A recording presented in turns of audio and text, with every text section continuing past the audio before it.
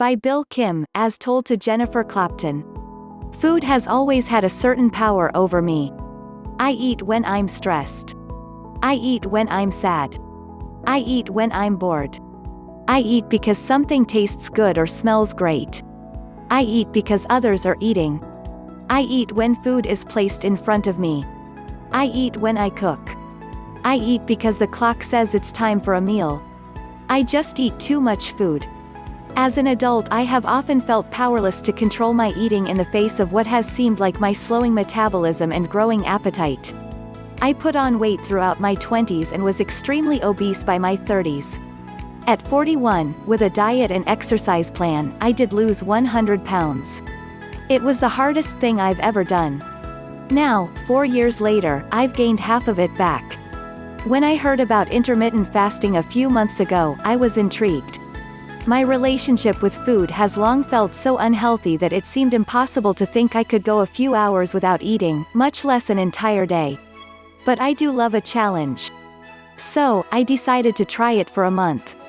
I opted for alternate day fasting, which meant I could eat for a 12-hour period of my choosing before fasting for 36 hours and then starting the cycle again. Here's what my schedule looked like. 9 a.m. to 9 p.m. eat breakfast, lunch, dinner and a snack, aiming for 2,000 calories a day. 9 p.m. start fasting. Only drink water. I probably averaged 80 to 100 ounces a day. Next day, fast all day. Following day, eat 9 a.m. to 9 p.m. I wasn't sure I would be able to sustain this schedule for even one day since it involved going a full day and 2 sleeps with no food, over and over again. But I actually stuck with it for the entire month. I lost 12 pounds during those 30 days and learned several lessons along the way. Check with your doctor first. This is a drastic change from an average eating plan, so talk with your doctor before you try it. Mine felt it was okay for me to try as long as I promised to check in if I didn't feel well at any point. He also asked me to report back when I was done so we could discuss the experience, which I did. Eating is more about your brain than your mouth or stomach.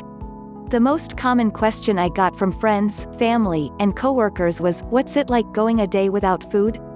Turns out, for me at least, it was all mental. I was shocked by that. After years of thinking, hey, it's noon so that means it's time to eat lunch, I instead became more attuned to when I was actually hungry.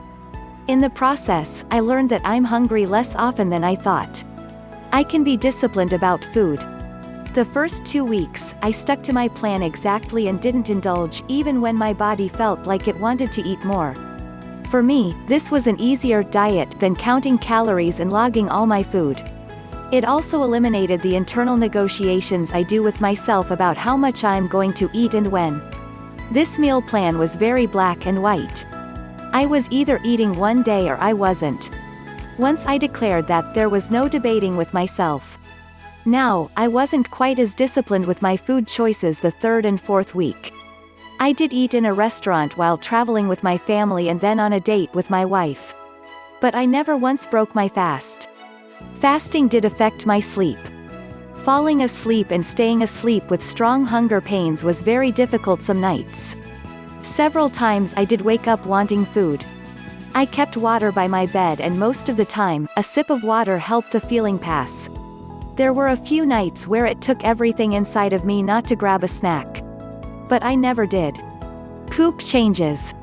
The craziest thing about the whole experience for me was how dramatically my bowel movements changed. They were all messed up.